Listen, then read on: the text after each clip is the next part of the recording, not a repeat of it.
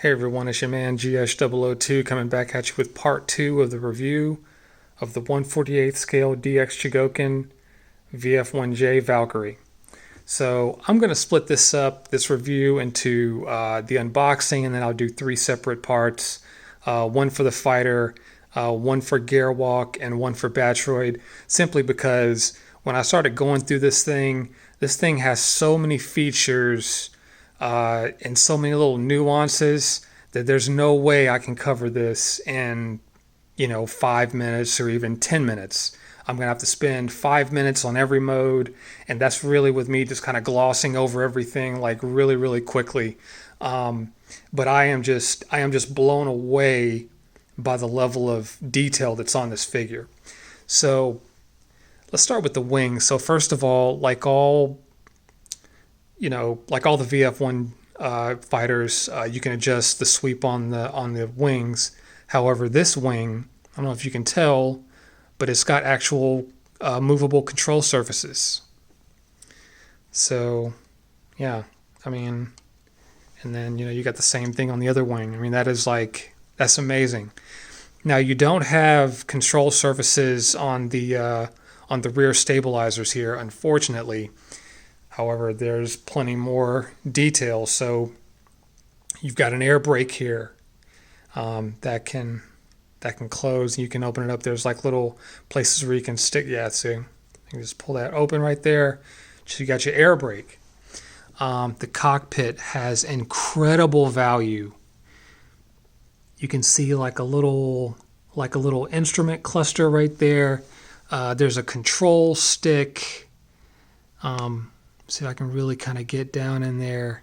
I've got it on 4K 60, so I hope you can see that pretty well. Let's go around to the front of the seat. I mean, that is incredible.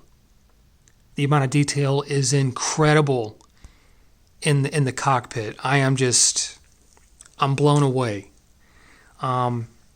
Let's go to underneath the aircraft. There's a lot of detail under it here as well.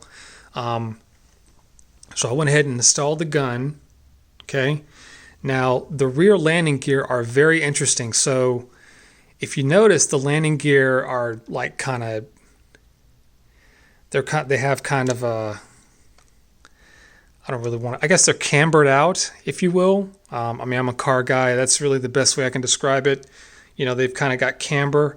Well, what happens is you can slide that landing gear inward and then press it in. And I'm not going to do that because, I'm holding this thing with one hand and kind of explaining to you guys what's going on. But so it's the same way with this side as well, with both rear landing gear. Oh gosh, hope I don't drop this thing. So yeah, then you slide that guy out, or you can slide it in and then push it in. And slid it over a little bit too far. Anyway, you guys get the idea. So yeah, this is incredible, the amount of detail that it has. Front is pretty standard. There's a little bit more detail on the landing gear. You've got like a strut, some strut detail, but as always, it's got the articulated tow bar. And then the doors just kind of swing out. Here's head of the Batroid mode. So the head lasers, they move, independently. We've also got fan covers that are in the box. They're not on the model now, obviously. These are the bare intakes, but the intake detail is amazing. Anyway, let me go ahead and get this guy all in flight mode and get him on the stand so I can get a little surround shot of this before we move on to the next mode. Just sit tight for a second. I'm going to pause the video. Oh yeah, and we also got hard points. Looks like the hard points are situated such that the ordnance can rotate with the sweep of the wings. Anyway, I'll be right back with the plane on the stand. Alright guys, so we're back. Got Mr. Hikaru in the pilot seat there. He's got his hand over his crotch like he's gonna rub one out. Yeah, I'm gonna leave the intake covers off. I normally don't, but the